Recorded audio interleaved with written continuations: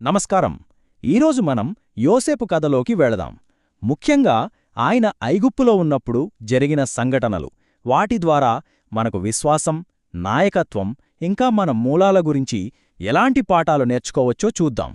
ఒక పెద్ద సంక్షోభ సమయంలో ఈ కథ మనకు ఎలా దారి చూపిస్తుందో, దీనిలో దాగి ఉన్న ఆధ్యాత్మిక విలువలేంటో తెలుసుకుందాం.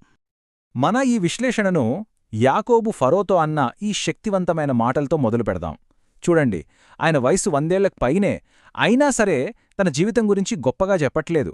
ఆయన మాటల్లో విజయం కన్నా ఎక్కువ ఆ ప్రయాణంలో పడ్డ కష్టం, బాధ కనిపిస్తోంది.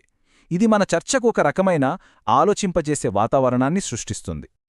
ఒకసారి ఊహించుకోండి, ఒకవైపు గొర్రెలు కాసుకునే ఒక సాధారణ కుటుంబం, మరోవైపు ఆ కాలంలోనే అత్యంత శక్తివంతమైన రాజు ఐగుప్తు ఫరో. వాళ్ళిద్దరూ ముఖాముఖిగా నిలబడ్డారు.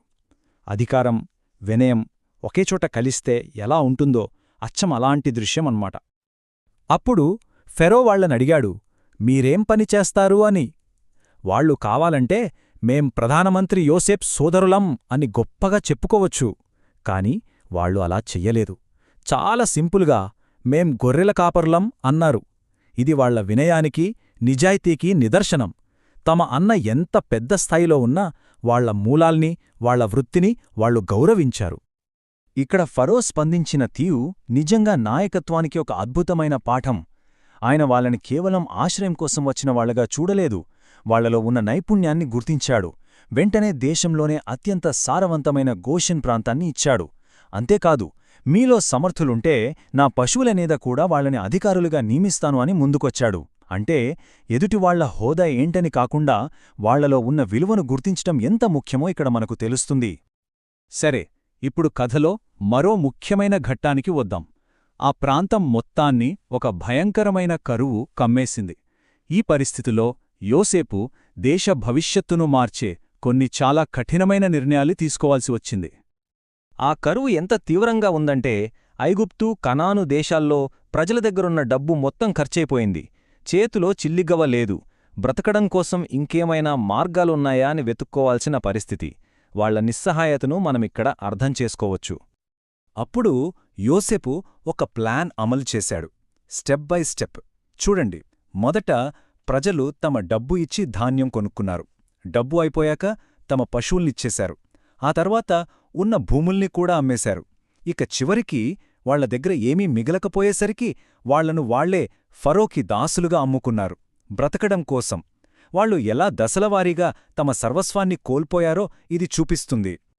ఇక్కడే ఒక పెద్ద నైతిక ప్రశ్న వస్తుంది. యోసేపు చేసింది కరెక్టేనా? ఆయన ప్రజల ప్రాణాలు కాపాడిన ఒక గొప్ప నాయకుడా, లేక కరువును ఒక అవకాశంగా వాడుకుని అధికారం మొత్తాన్ని ఫారో చేతిలో పెట్టిన వ్యూహకర్త? అతని నాయకత్వంలో ఉన్న ఈ సంక్లిష్టత గురించి మనం ఖచ్చితంగా ఆలోచించాలి. సరే, ఈ కరువు విధానాల వల్ల ప్రజలకు, రాజ్యానికి మధ్య ఒక కొత్త ఒప్పందం కుదిరిందన్నమాట. దాని పర్యవసానాలు ఏంటో ఇప్పుడు చూద్దాం.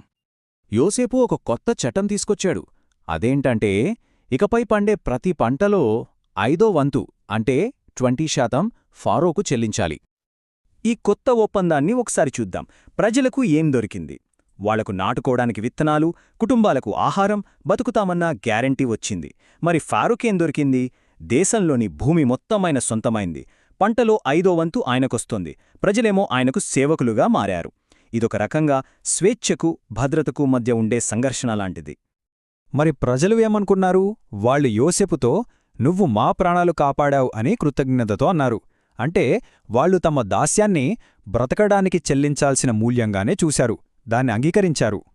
యోసేపు పెట్టిన ఈ రూల్ ఏదో ఆ కరువు సమయానికి మాత్రమే కాదు, అది ఐగుప్తు సామాజిక ఆర్థిక వ్యవస్థనే శాశ్వతంగా మార్చేసింది. యాజకులు భూములకు తప్ప మిగతా అందరికీ ఈ చట్టం వర్తించింది. సరే, ఇప్పటిదాకా దేశం గురించి, చట్టాల గురించి చూశాం కదా.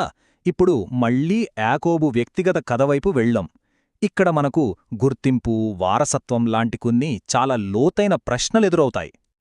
ఇక్కడ ఒక ఆసక్తికరమైన విషయం గమనించాలి. ఒకవైపు ఐగుప్తు ప్రజలు తమ స్వేచ్ఛను కోల్పోయి దాసులుగా మారుతున్నారు.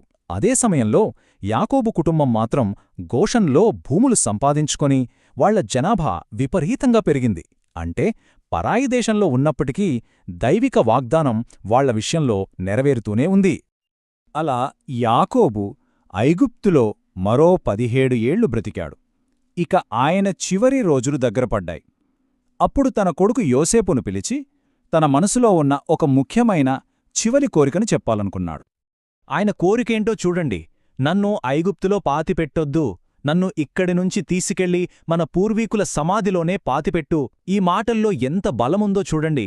ఇన్ని సంవత్సరాలు ఐగుప్తులో అన్ని సౌకర్యాలతో ఉన్నా ఆయన మనస్సు, ఆయన గుర్తింపు మాత్రం ఆ వాగ్దాన భూమి అయిన కనానులోనే ఉంది.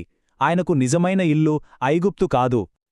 యాకోబు చివరి కోరిక ఈ కథలో ఉన్న ఒక ముఖ్యమైన ఆధ్యాత్మిక పాఠాన్ని మన ముందు పెడుతుంది. అదేంటంటే, జీవితానికి నిజమైన కొలమానం ఏది? మనకు అసలైన ఇల్లు, మన అసలైన ఉద్దేశ్యం దేనితో ముడిపడి ఉంది?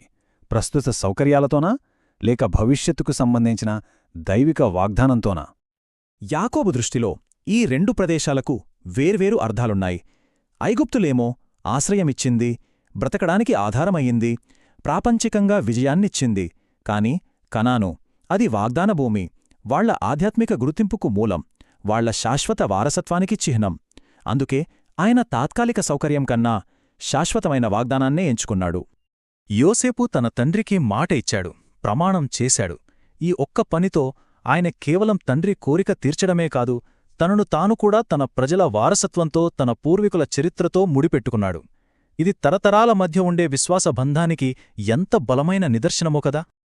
చివరిగా ఈ కథ మనందరినీ ఆలోచింపజేసే ఒక ప్రశ్నతో ముగుస్తుంది. మన నిజమైన నివాసం ఎక్కడ ఉంది?